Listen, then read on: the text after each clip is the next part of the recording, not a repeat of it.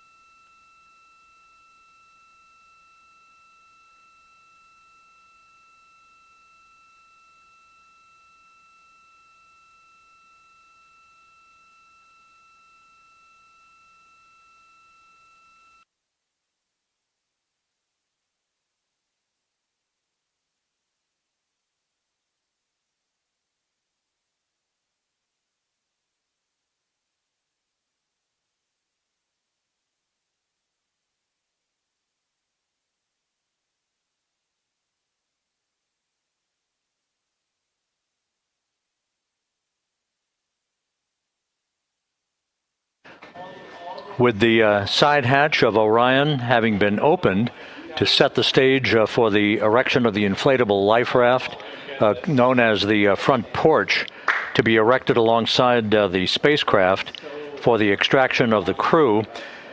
Let's play for you an interview that my colleague Megan Cruz conducted on the USS John P. Murtha with Navy diver First Class David McMahon that explains how this process is unfolding. Okay, Davey, so you and some of your team, one last look over of the stabilization collar, correct? Yes, ma'am. Okay, so what is this stabilization collar? This is what's going to stabilize the capsule out there in the ocean. We don't know how good the weather or the waves will be that day, so this will help prevent any unnecessary occurrences from happening, stabilizing the capsule and the astronauts inside. So basically this is a float that will go around Orion. I'm assuming that what they're doing right now, these are the lines that will attach the collar onto Orion? That is correct. And so what are they doing here? So we've got the lower line that will secure the inflation device before we inflate it. That gives us the go-ahead that it's secure in its place, and then we'll inflate it. And then once that is done, we'll undo all the carabiners and get this orange line on top tied in the same fashion. And then this will be secured to the capsule, and the astronauts can safely take their first steps out of the capsule onto the front porch.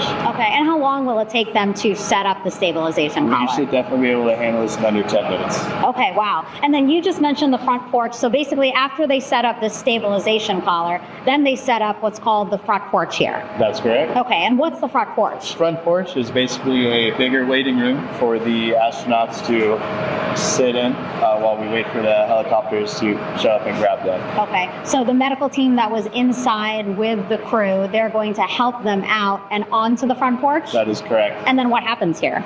We have higher trained medical personnel also on board the front porch that will give them lookovers and just make sure they're okay while we wait for the helicopters to show up. Okay. How does it feel, I mean, your team, you, to be part of a mission that's returning astronauts from the moon in more than 50 years? We all feel extremely honored to be a part of this, as well as a bigger mission for the Navy and joining up with NASA to do great things. Mm-hmm. And do you feel like you and your team are ready?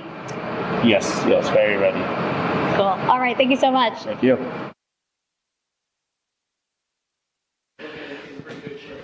Once again, the recovery operations are continuing out in the Pacific. We shortly should see that life raft, the front porch, erected alongside the side hatch of the vehicle.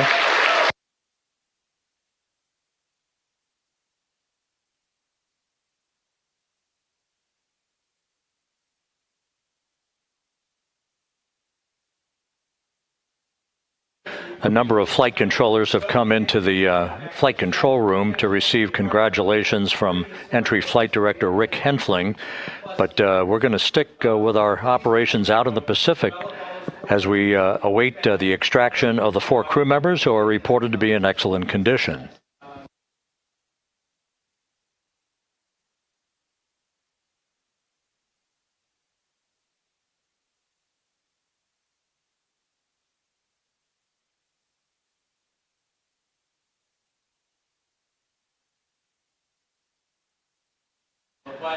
Again, while we stand by for that front porch to be erected alongside of the side hatch of the vehicle, let's go back to the USS John P. Murtha and Megan Cruz. Megan?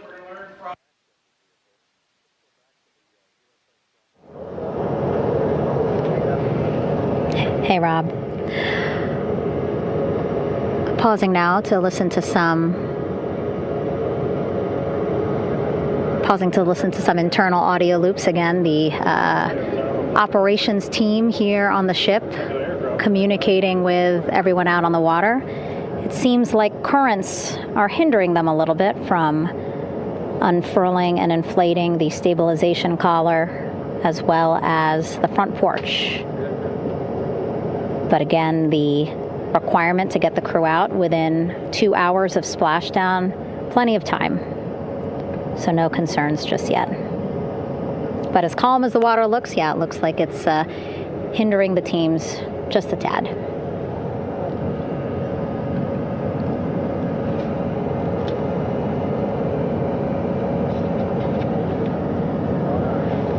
You can see in some of our shots that side hatch still open.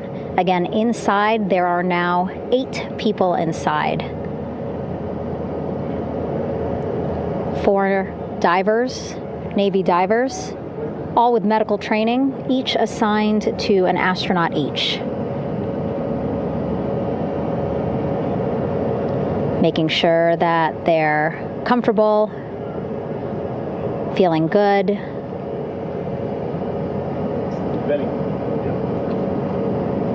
As you've heard us say in the broadcast, they expect a little bit of discomfort. Again, these astronauts just traveled back to Earth at 25,000 miles an hour, a nearly 695,000-mile journey around the moon. If you think you get carsick.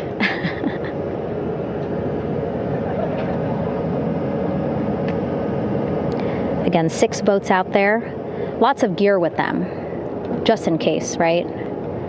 As we said, the crew reported feeling great. But again, all those folks out there in case they weren't, right? NASA is all about making sure we think about every situation that can happen. And so, of course, wanted to be ready in case any of our astronauts needed more medical attention while out there in the water.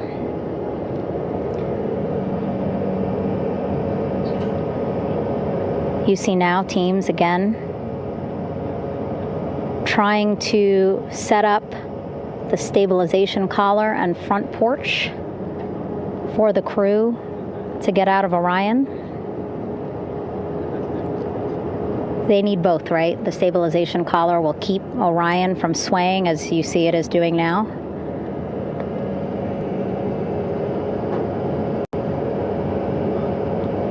And then they will connect the front porch to the stabilization collar so that the crew can take 2 steps and they will be in the front porch.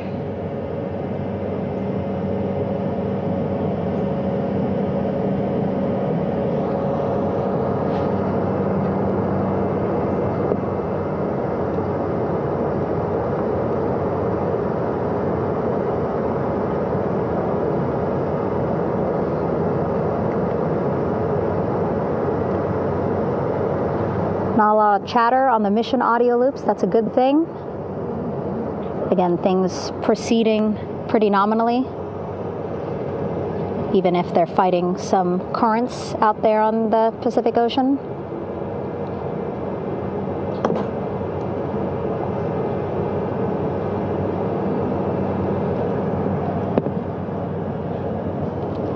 Again, the goal, setting up the stabilization collar and the front porch so that the crew can rest comfortably in the front porch, get placed into harnesses so that 2 helicopters can lift them off the front porch and onto the USS John Murtha here.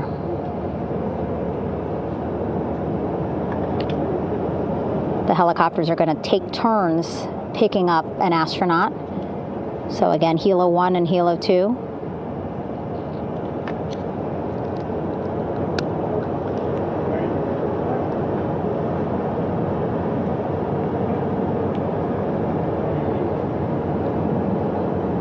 Okay, and the recovery team here on the ship just got a report from the undersea medical officer who is inside the capsule with the crew. He is reporting all 4 members are green. All of our 4 astronauts, Reed, Victor, Christina, Jeremy, green, meaning they are feeling great, not the complexion of their skin. They are feeling great, happy to be home, and ready to be extracted as soon as possible.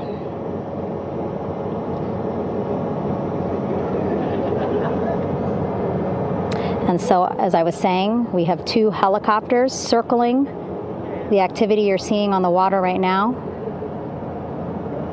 Each will take turns picking up an astronaut. So Helo 1 will come on in, hover above the front porch, about 40 feet above the front porch.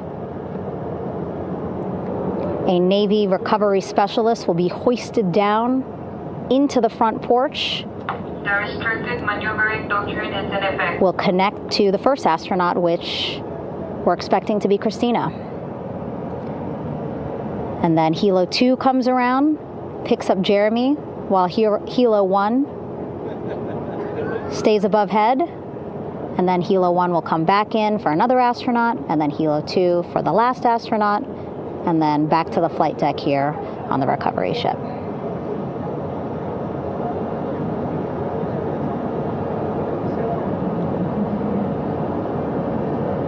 I was talking to Assistant Artemis Recovery Director Paul Sierpinski. He said helos are a much quicker, safer way to get on board. They did actually consider boats, but then if you think about it, longer time, the crew would have to move through more of the ship.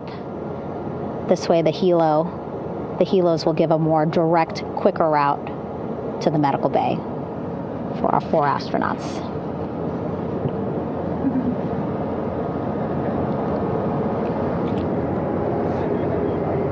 Beautiful shots from our aerial and imagery teams.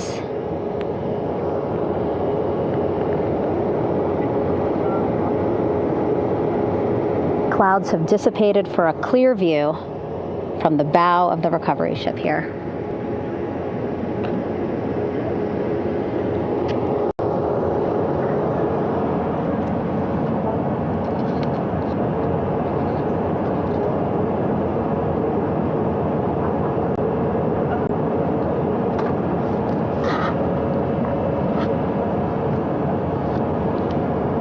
You can still see divers in the water there.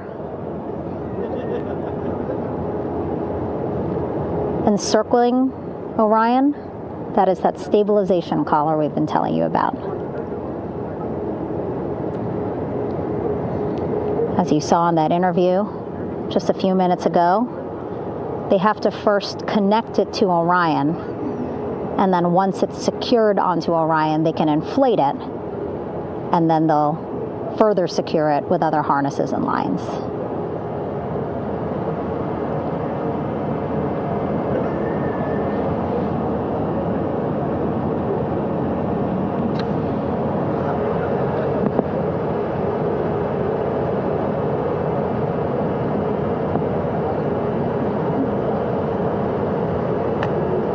About an hour and 10 minutes since splashdown in the Pacific Ocean here.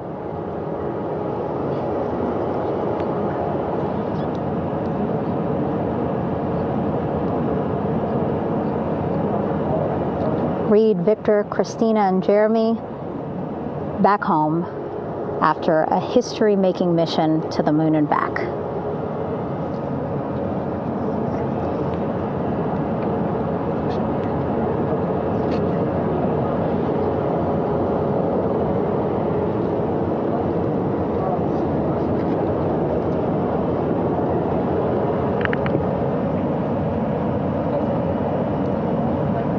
If you missed what we said just a couple of minutes ago, the undersea medical officer inside with the crew in Orion, reporting all 4 crew members feeling great.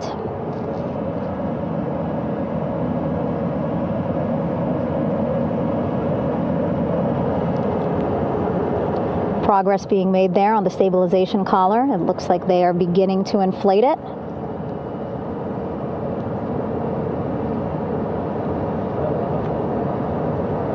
And it looks like they're starting to unfold the front porch in order to get that into the water here shortly and inflate that as well.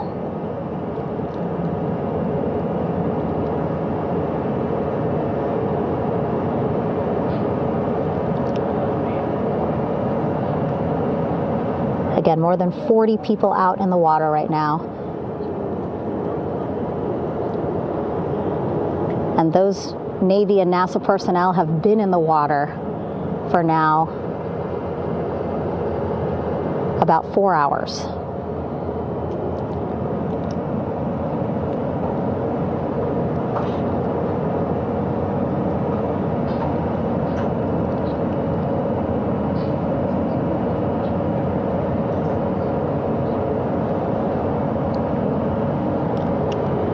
The reason why they had to get out so early is just to stage everything. And actually here on the ship, when there are flight operations happening, you can't have anything else, right? Just because the flight deck can be a dangerous place, so they just want to focus on planes coming and going from the ship, so that's why they wanted to get the boats in the water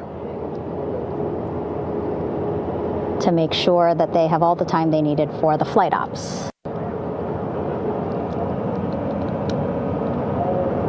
And then the same crew here out in the water, they will stay out in the water for a number of hours after we recover the crew and get them back on the ship, because then they have to recover Orion.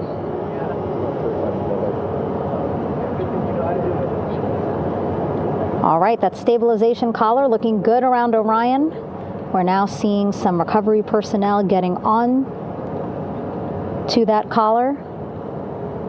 Again, they need to further attach it to Orion to make sure that it can really prop up the spacecraft. It's basically lifting it up off of the water just a tad. Again, so it's not so... Come off me for a minute.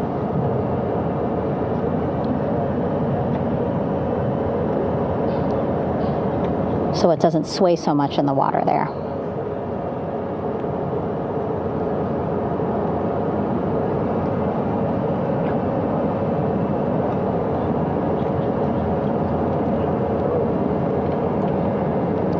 And now that front porch looks like it's nearly fully inflated as well. You can see a much larger surface area.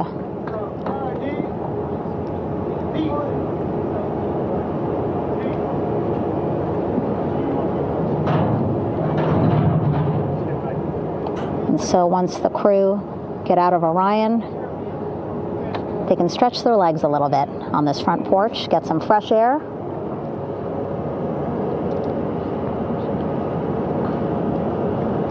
And enjoy this beautiful day here on their home planet.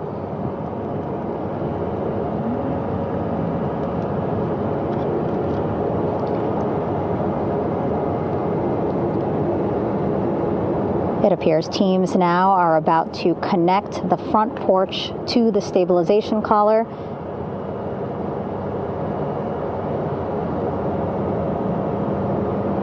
And at that point, when both are secure, we should soon see astronauts come out of Orion.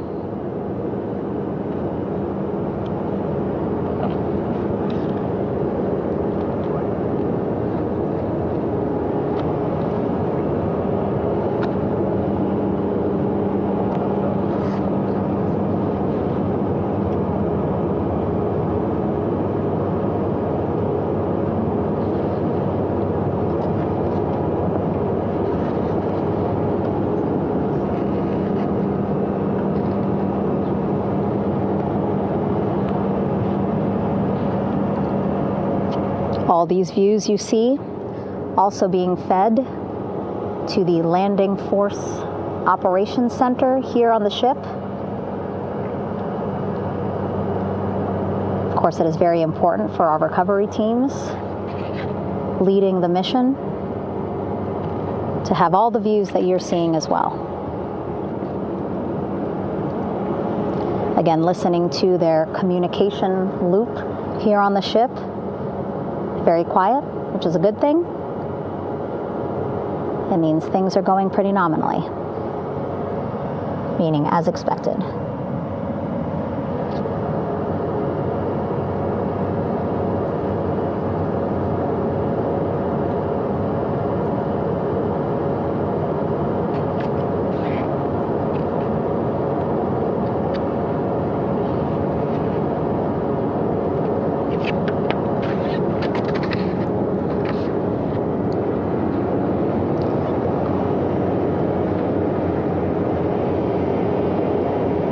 Again, all this activity happening just 3,000 yards away from the ship. So that means this will be a very quick flight back on the helicopters for the crew. 2-3 minutes, and then they'll be back here on the ship. I know.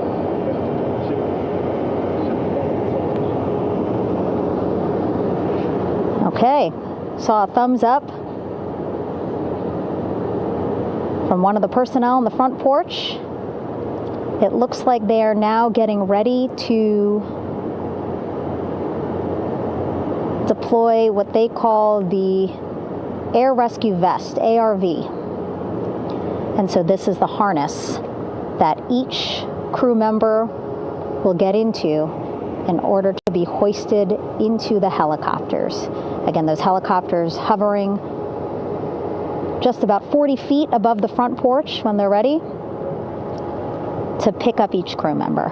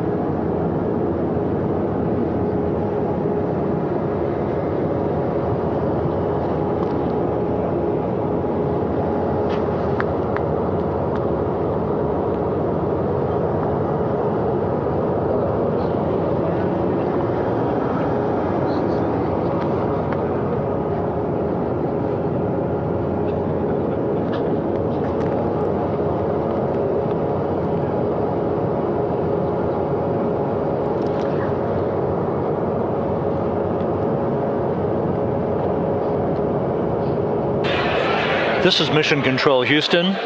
Behind me, a fairly raucous scene as hundreds of flight controllers have poured into the flight control room here.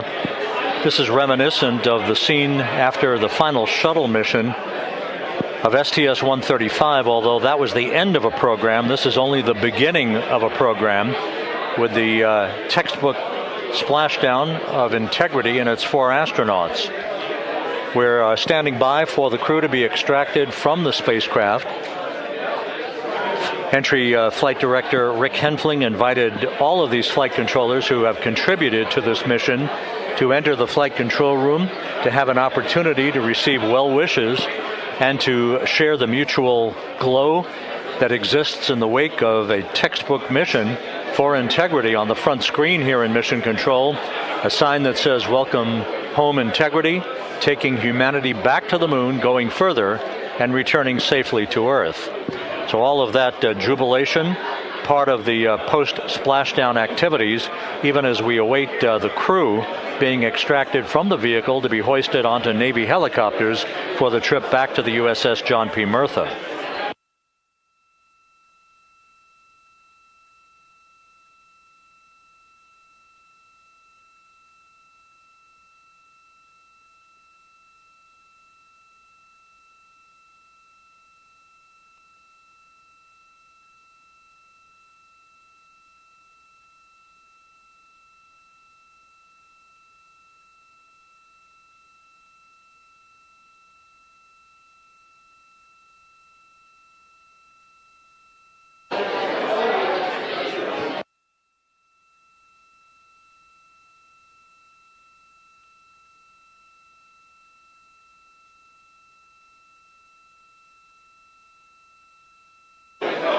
Once again here in Mission Control, this view of the Artemis flight control room, known as the White Flight Control Room. This is the old shuttle flight control room, and now is the home of Artemis missions to the moon and beyond. Once again, quite a few flight controllers were invited in by Entry Flight Director Rick Henfling to share in the jubilation following the successful splashdown of integrity. That splashdown occurring an hour and 22 minutes ago, as we stand by for the completion of the extraction of the crew, and ultimately they're hoisting onto Navy helicopters for a short flight back to the USS John P. Murtha. Splashdown occurred at 7:07 and 27 seconds p.m. Central Time. I had an opportunity to talk to the head of flight dynamics, Jeff Birch, a moment or two ago. He said the trajectory of integrity coming through the Earth's atmosphere was so precise, they've never seen anything line up on a ground track like today's entry by integrity for its splashdown southwest of San Diego.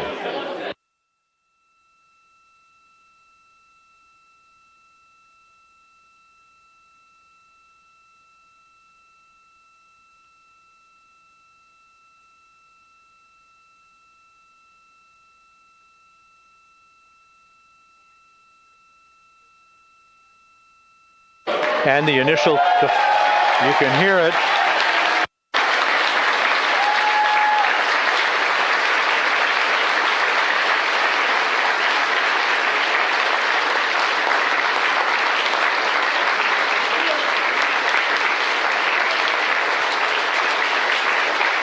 Jubilation here in the flight control room. The first crew member is out of integrity.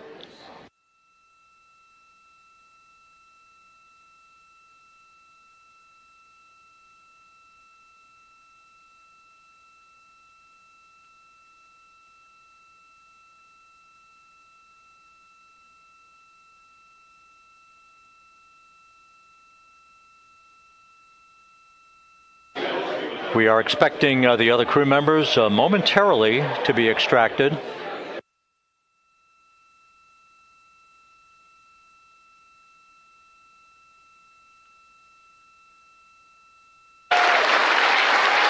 We now have 2 crew members out.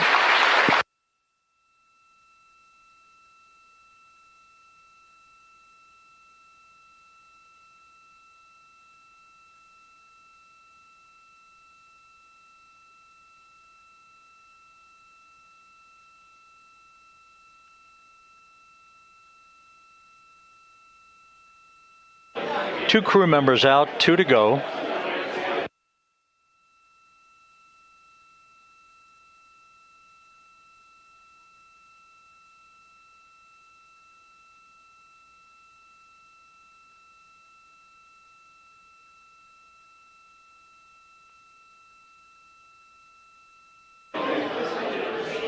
We're about 1 hour from sunset out in the Pacific. Everything continues to go well.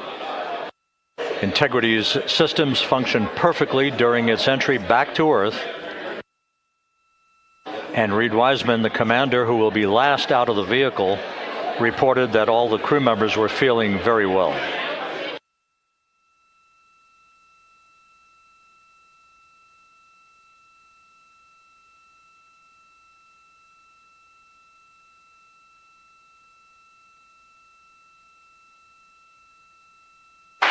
Crew member number 3 now out.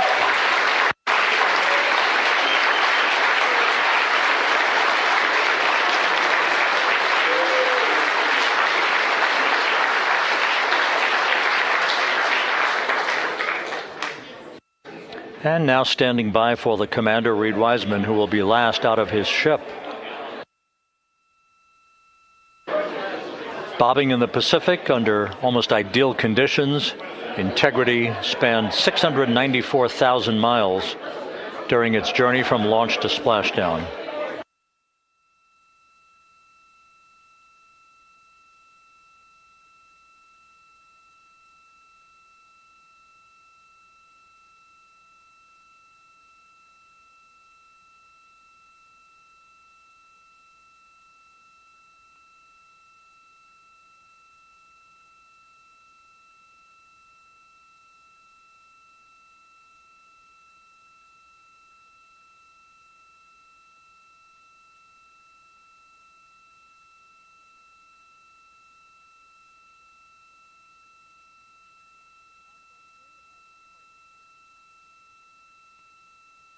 And we now have Reed Wiseman out of the vehicle, all 4 crew members now out of Integrity.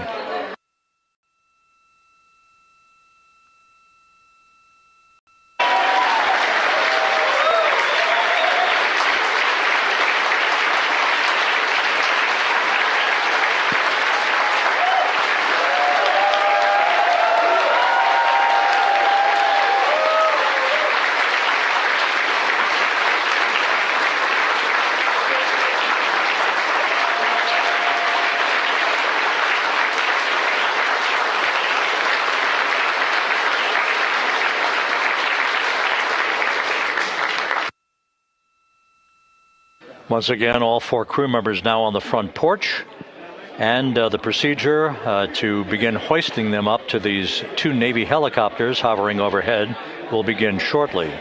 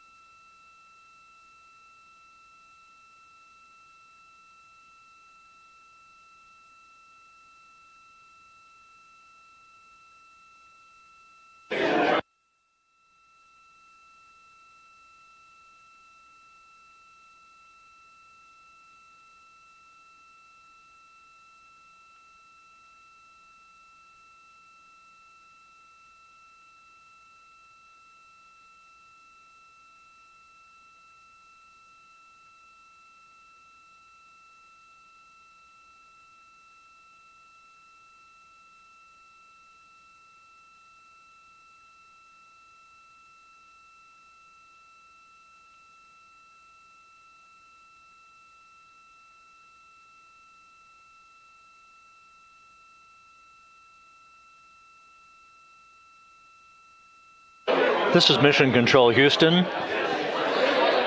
The mission is over, but the melody lingers on. as jubilation continues here in the flight control room.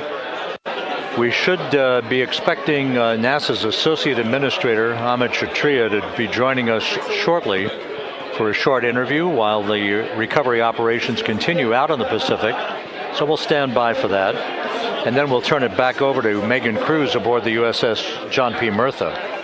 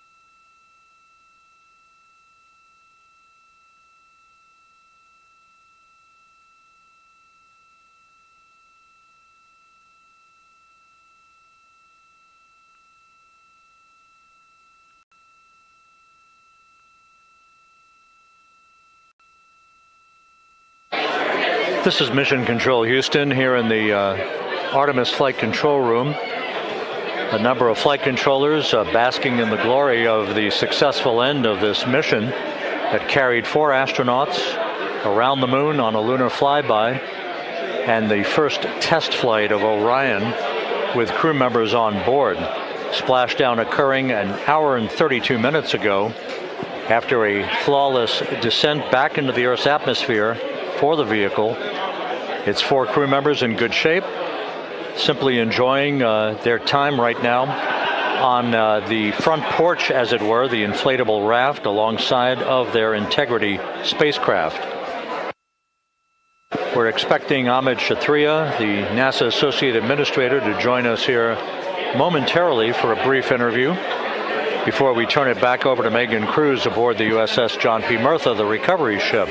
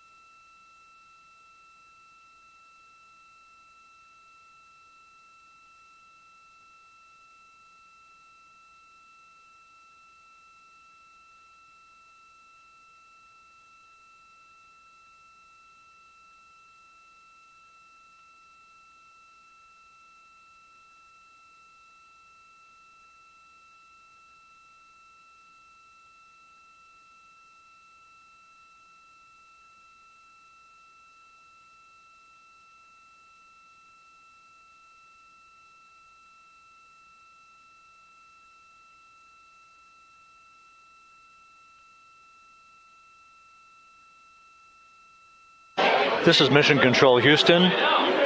We're about an hour and 34 minutes since the textbook splashdown of integrity in the Pacific to bring home our astronauts.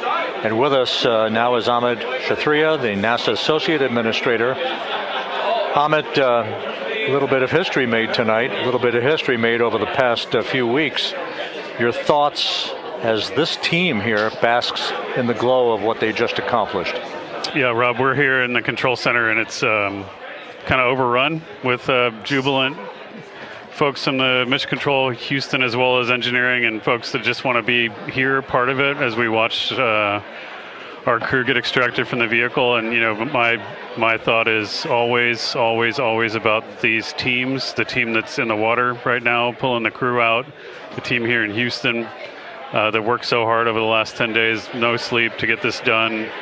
You know, we still have some work to do to get the crew to the med bay here on the ship. They all look great coming out, so hopefully that won't be too long. You know, I think we saw the administrator on the boat too, giving his thanks to the Navy team on the Mirtha, which they're just an incredible group of sailors. I was able to visit with them a couple weeks ago. And then if you pull it all the way back to the workers and the folks that joined the rocket at Michoud, that made the heat shield tiles that held together tonight, that stacked the vehicle in Florida, that integrated the vehicle in Denver, that fired the engines in Stennis, that fired the boosters in Promontory. I mean, this is the entire team, coming together and being tested by the environment that this machine went through. And they did it right. The work was good. They did it right.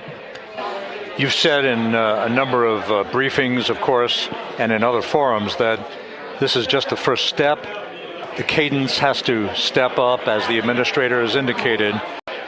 Now, it's a little early for the full report card on how Integrity did, but did this mission ultimately, from your eyes view, exceed expectations? It absolutely did. I mean, I was waiting to talk about this until we're in the water, and I think we still have, again, work to do to bring it in and really kind of go through it bolt by bolt and see what we learned. But I mean, so far, given what we learned during the mission and given how we performed on ascent, on entry, I always think about energy in terms of the states that you worry about the most, and every time we put these machines through these incredibly energetic states, they came through. So I'm fairly confident that we made a big step tonight to get us on the path towards the surface. I think the path to the surface is open now. We do have to do all the work, and we'll make sure we talk about that as cleanly as we can. We learned a few things during the mission, but I have to tell you, this was an incredible test of an incredible machine. From an American psyche standpoint, the Empire State Building was lit up red, white, and blue tonight. Our coverage was seen on baseball stadiums around the major leagues. How captivating was this experience for the American people, for the world, in fact, as we return to the moon? I have not been able to watch a lot of the coverage as we've progressed through the mission. I will tell you, just from my witness in Florida before launch, and then seeing the people's faces here, and then reading where I can about how things are going. I think this has been a gift to the world from NASA. NASA has given the world a gift, proving to folks all over the place, especially young people, and that to me is what this is really about. Young people, when they see what we can do when we work together, when we have teams that collaborate, that it doesn't matter how hard the problems are, we can solve them. I'm hopeful that Artemis 2, as folks witness what we were able to do with this incredible crew, this incredible team that we've birthed into the world, scientists and engineers and artists that have been inspired by this. And even if they don't come work in the program, which separately they should come work in the program because Lord knows we need the help, but even if they don't want to come work in the program, hopefully they grow up to recognize they can do amazing things when they work together and contribute to society and be good citizens and really change the way, the challenges that are coming in the world are overcomable if we work together like this. And one final question. Flying to the moon, we did it. We've done it again this past week and a half or so. But the engineering that went behind the design of this mission and the precision, the pinpoint precision of this vehicle entering that entry corridor, it's almost mind-boggling. Yeah, it is incredible when you think about the energies involved and the uncertainties involved. That when we inserted the vehicle into orbit, it was 99.2% down the middle. When we dropped the vehicle right on top of the fleet here, our guys knew exactly where to go, but the guidance was perfect. And it's interesting. I've got this question a lot over the last few weeks about, we did this before 53 years ago, and I think, I mean, it is a reasonable thing to contemplate. Like what's gone on since then. And what I'd tell you is, when we did Apollo, which again, the more we learn about what they did, the more magical it seems what they were able to accomplish given the technology and the learnings that they had. But when we did Apollo, the architects of Apollo, Gilbert, Seaman, von Braun, Mueller, what they really, really wanted to do, as they were contemplating what it meant to expand our range of action to the lunar surface, what they wanted to do was learn how to live and work in space for a long time. They wanted to do that first before they were confident they could expand their range of action to the moon. Now, of course, the politics of the time and the mission at the time was different, and so they had to go straight to the moon and bring people home. And then after that, the program kind of lost its momentum. But after that, NASA kept moving along those paths, right? So we recognized during Apollo that reusability was going to be important. We spent a lot of money on those machines, and we spent a lot of money on these machines here, but we recognized that reusability was important, which is why we built a winged space plane called Space Shuttle, and then we used that reusable machine to build a space station. And we learned for 25 years how to live and work in space, and have been able to develop technologies that can enable exploration. So really, what I think is now, 53 years later, we're at the point where the architects of Apollo would have been pleased that we're now ready to actually go back to the moon and go back to stay, because we've learned all the things we needed to learn.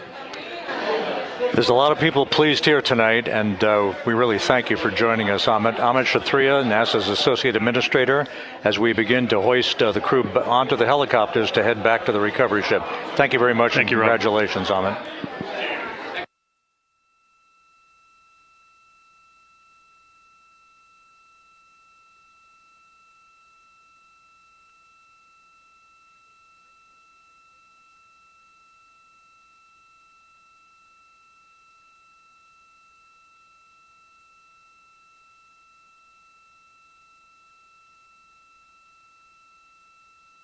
This is Mission Control Houston, with the crew members now beginning to be hoisted aboard the Navy helicopters. Let's go to Megan Cruz aboard the USS John P. Murtha, who will take it from here.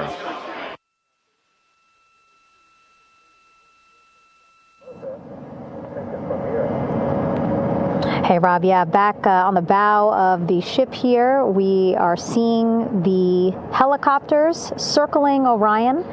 The first one there, having just completed picking up the first astronaut. Helo 2 now, hovering just 40 feet above the front porch, lowering a recovery specialist out of the helicopter. That person will touch down in the front porch just there.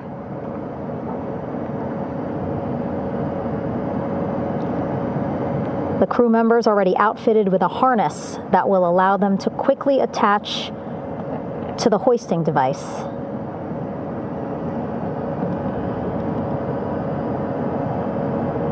Look at the power of those blades throwing water out at the center there, the front porch, with now 3 astronauts and the recovery specialists. Again, crews already outfitted with a harness vest. And here we go. Second astronaut now off the front porch, getting hoisted into the second helicopter.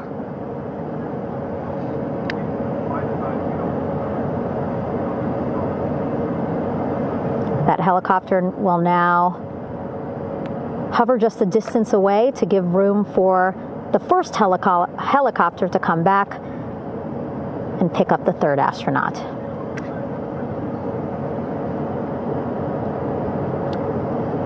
As we wait for that helicopter to come back, make its way back around, just want to mention that the President of the United States called our NASA administrator today while he was on the ship, just minutes after we interviewed him live on our coverage, and congratulated him and NASA on this history-making moment tonight.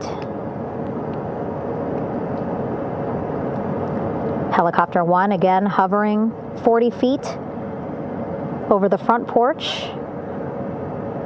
We will soon see another recovery specialist getting lowered onto the front porch. Wow, imagine sitting on that front porch, the wind, the water. But again, the recovery team determined that a helicopter flight back to the ship here would be safer, faster, and more comfortable for our crew who just completed a 10-day mission around the moon. Third astronaut in the air, getting hoisted quickly back into the first helicopter now.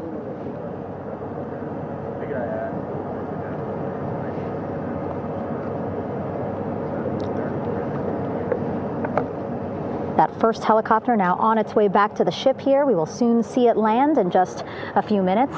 Again, all this action happening just 3,000 yards away from us, so a very quick flight back to the flight deck.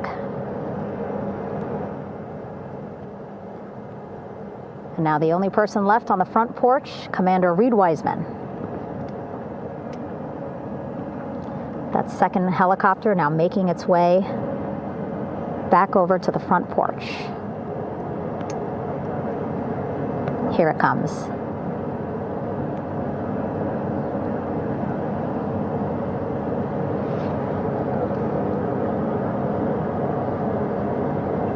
Making its final approach here.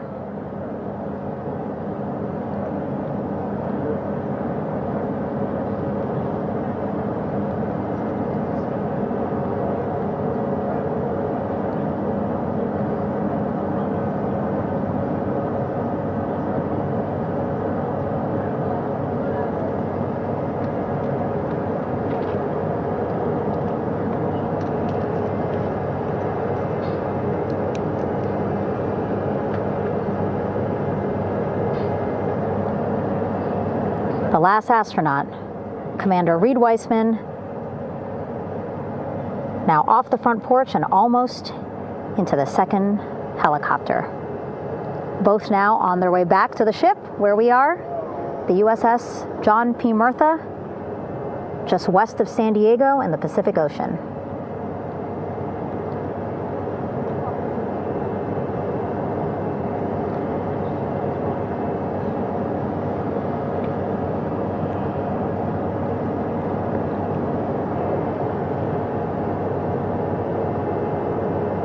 Exciting to see our 4 crew members minutes away from landing on the flight deck here on the recovery ship.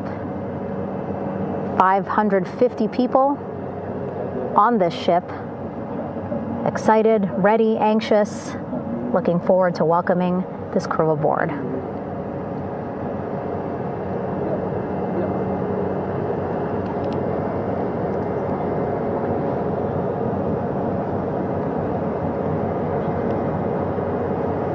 Watching them now with our own eyes.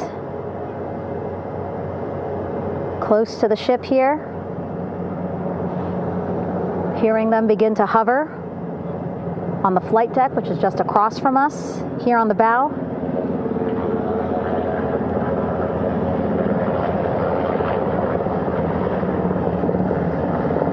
The first helicopter coming in.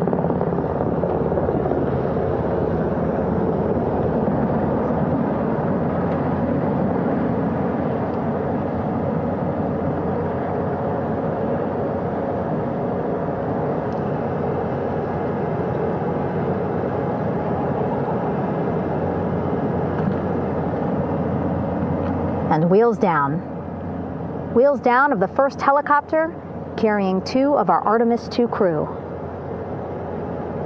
Pilot Victor Glover and mission specialist Christina Cook.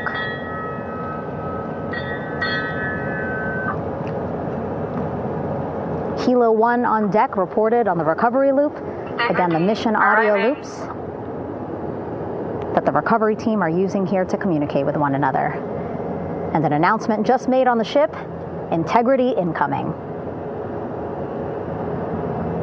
2 more helicopters on their way to the flight deck, one carrying the crew, the other, one of our imagery helicopters. Again, kudos to our imagery and aerial teams for giving us these beautiful views of history in the making. Set amid a gorgeous, soon-to-be sunset here in the Pacific Ocean.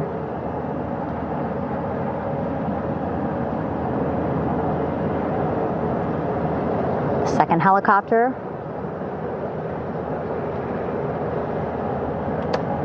making its approach of the flight deck.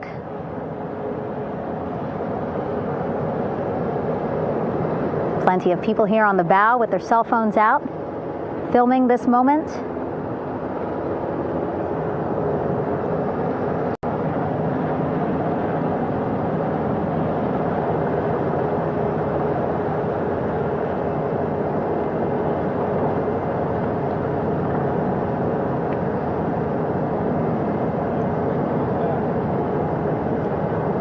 Some impressive flying here by the Navy, as we are seconds away from wheels down. And there you go. We now have all 4 Artemis II crew members on the USS John P. Murtha.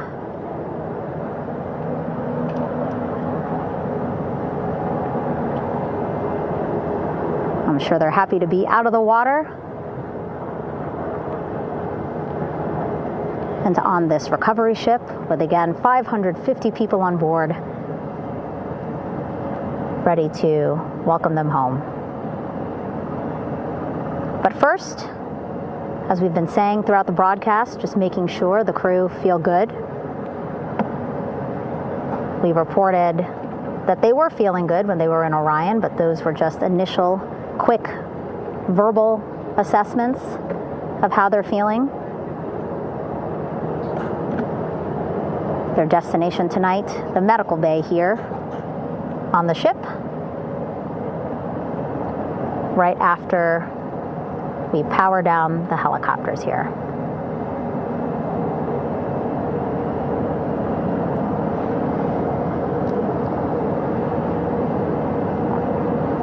The team on the flight deck working quickly but methodically.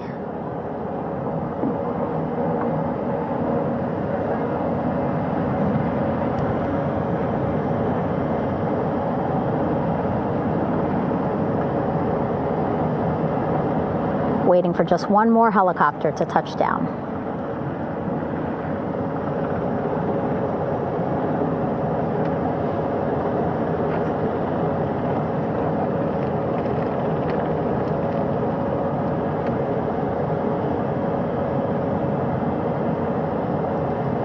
Very limited personnel here on the flight deck. Restricted maneuvering doctrine is in effect.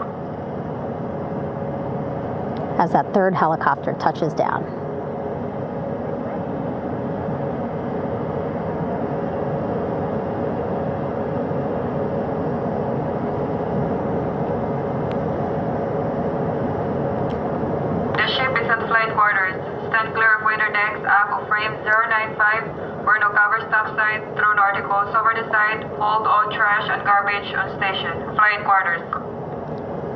While just a few folks on the flight deck itself, there are plenty more on some upper decks. I see in some of our views a very packed crowd overhead. Announcements being made over the ship's loudspeaker system, reminding folks to stay clear of operational areas like the flight deck, so that teams can work quickly to get the crew off of the helicopters and into the medical bay.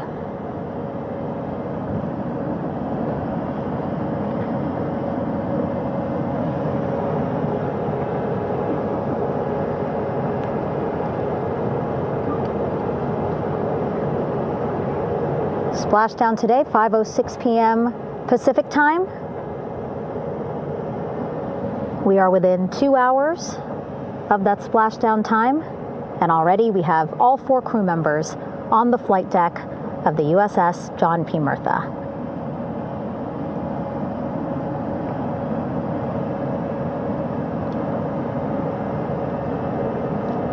Again, crew waiting before getting out for the helicopters to completely shut down.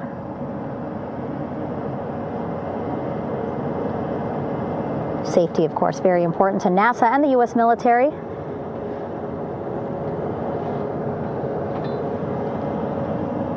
So we'll wait just a couple of minutes here before we start seeing crew members walk off the helicopters one by one.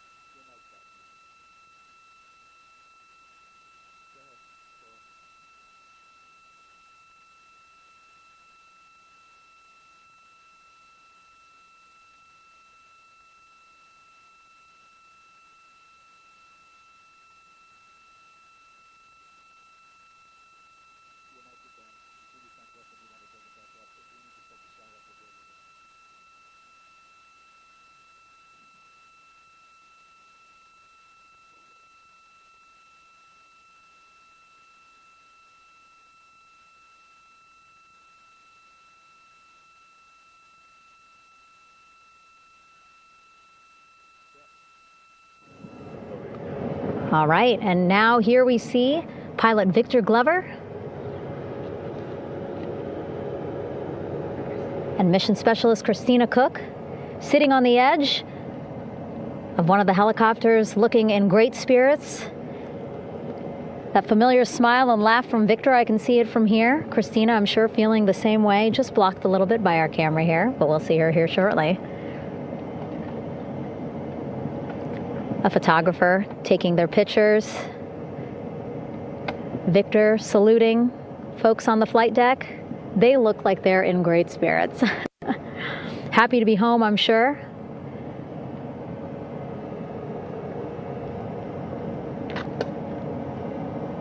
If you're sitting at home, I hope you too are wondering, what would you want to ask them if you got a chance to talk to them? Because that is what I'm thinking about. Getting the opportunity to talk to or ask questions of these 4 astronauts who just made history as the first crew to return to the moon since 1972.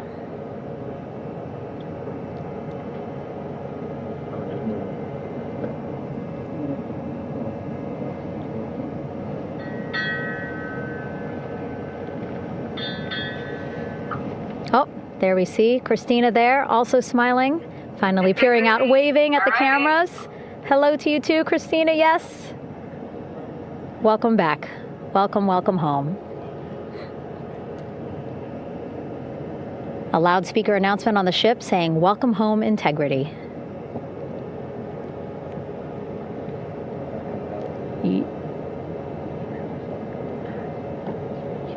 Victor in great spirits. I can't see who he's talking to, but I kind of think that he might be talking to his other 2 crew members. Shouting from across the flight deck, congratulations to one another.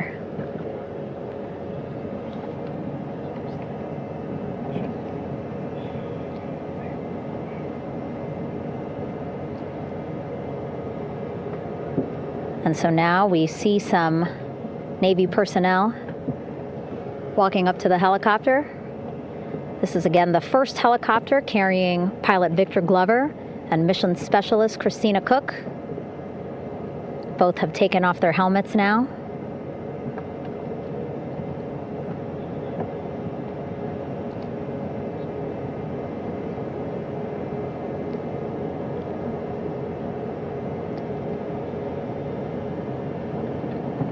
Some pictures, video to catalog this historic moment. A beautiful sunset just behind them here in the Pacific Ocean. Golden hour. These pictures will be beautiful.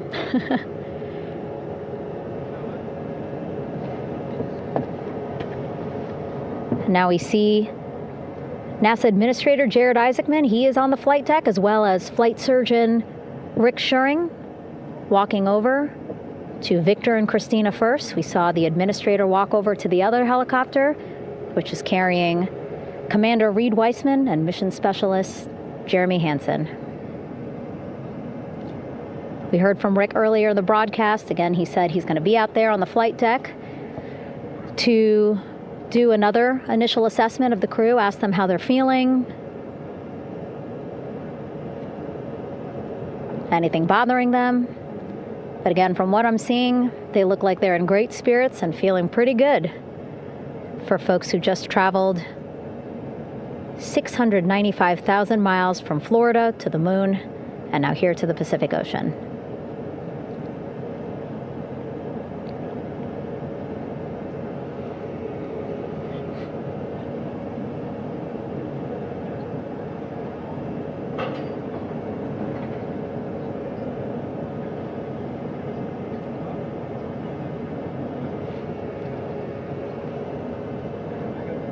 We're now seeing NASA Administrator Jared Isaacman walking across the flight deck. He had been talking to Reed and Jeremy, now approaching Victor and Christina. A hug from Victor, a hug from Christina. What a moment that we're getting to experience together.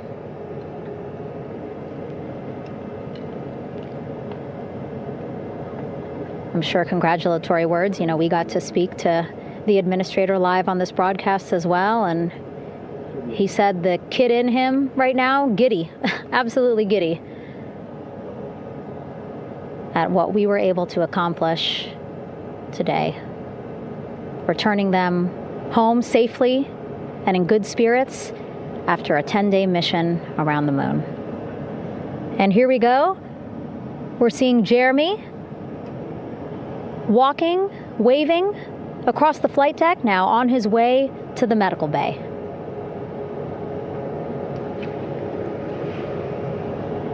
It's a short walk, less than a minute. Again, that's why the recovery team decided to use helicopters to get them on the flight deck for that short walk to medical bay. And now on the flight deck, we see the chief of the astronaut office, Scott Tingle. Rick Schuring switching places. He's going over to the other helicopter. Big hugs from Victor, Christina to Scott. Again, a gorgeous sunset setting the stage for this recovery tonight.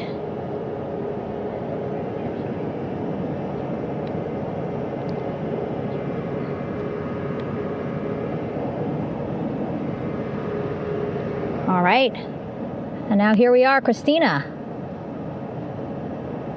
making her way, looking thankful, grateful, happy to be home.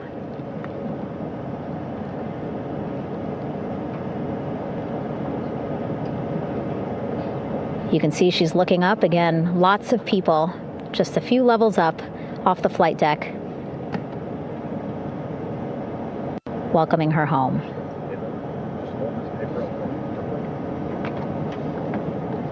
Scott holding the door like a gentleman, but back on his way to the other crew still on the flight deck.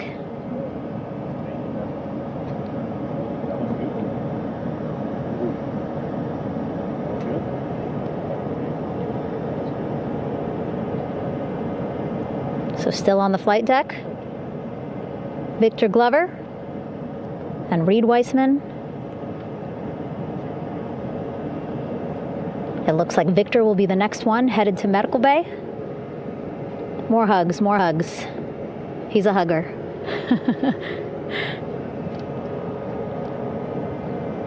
Victor looking good as he walks across the flight deck. NASA Administrator applauding. Victor applauding for all the folks on the ship with him who played a role in their safe return today.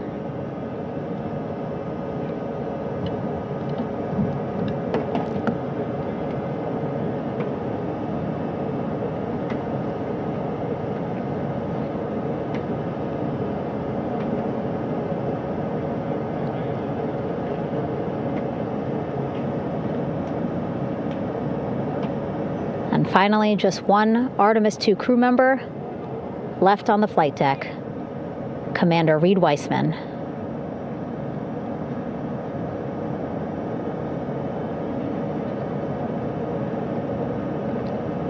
Applause from the group there on the flight deck, I'm sure, as well as on the level just above them, packed with people. Reed looking good as he takes his steps towards the medical bay.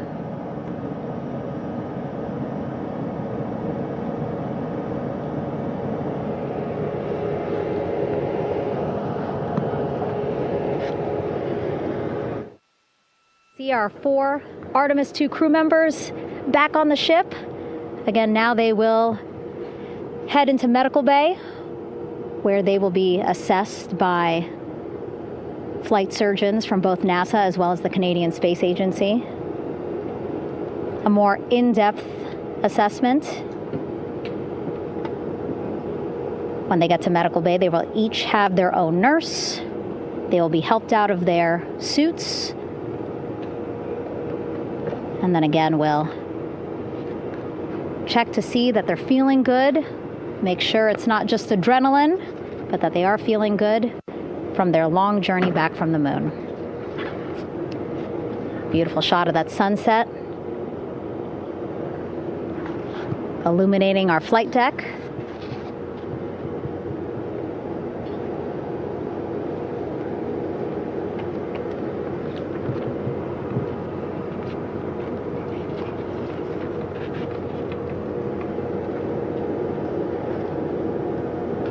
All right, and now with our astronauts safely on board, I want to welcome on Artemis Recovery Director Lily Villarreal.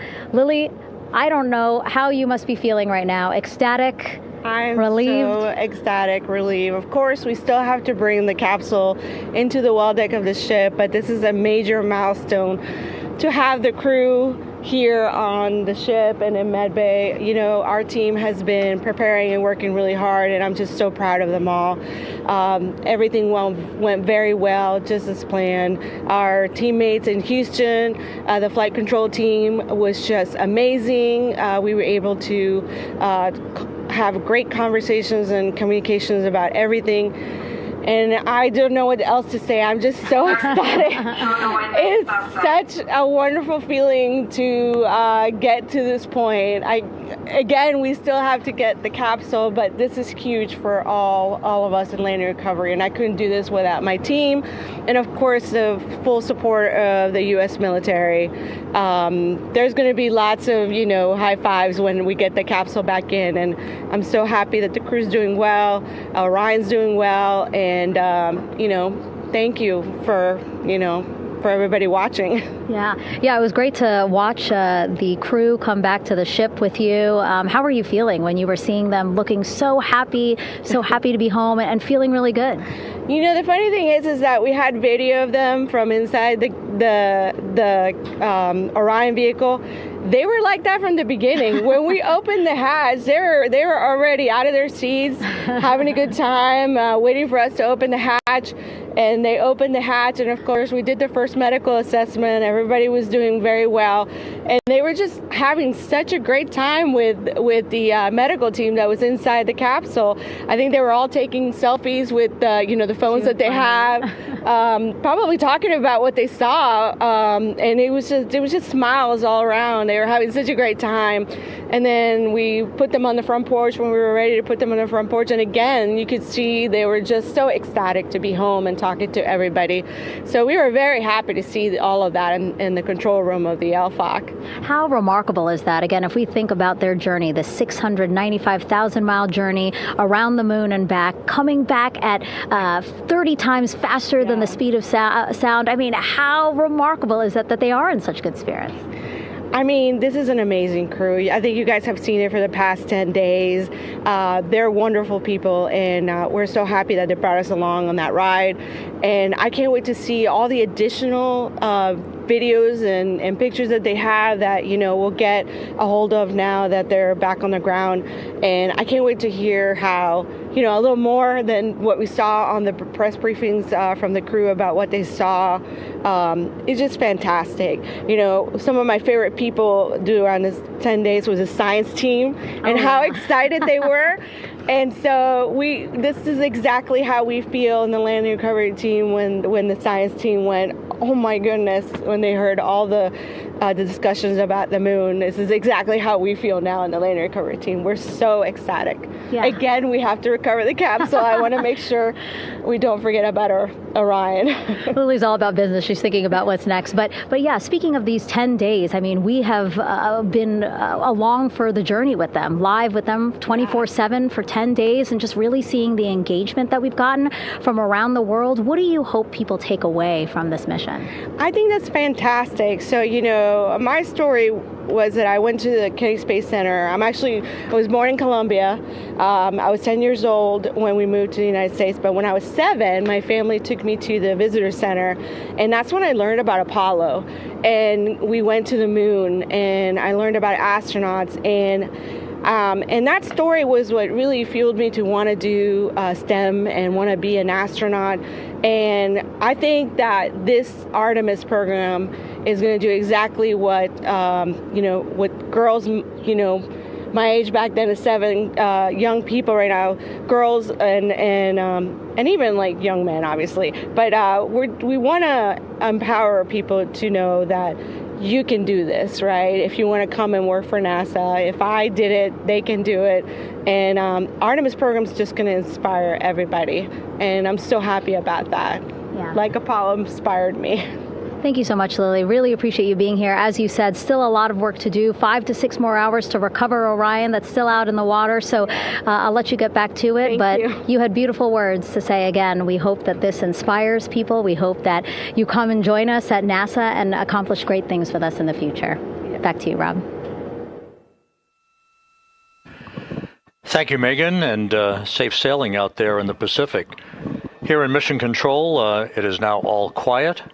The team of flight controllers and all their support personnel have left the room to enjoy the aftermath of a textbook touchdown by Integrity that splashed down in the Pacific right on target to complete this historic flyby of the moon, the Artemis II mission. With that, we'll wrap up our coverage for the night and point you to a post-Splashdown news conference in 15 minutes at 9:35 p.m. Central Time, 10:35 p.m. Eastern Time, where managers will discuss the return of the Integrity spacecraft and the completion of the Artemis II mission. With that, we'll wrap up our coverage for this evening and historic mission in the history books. This is Mission Control Houston.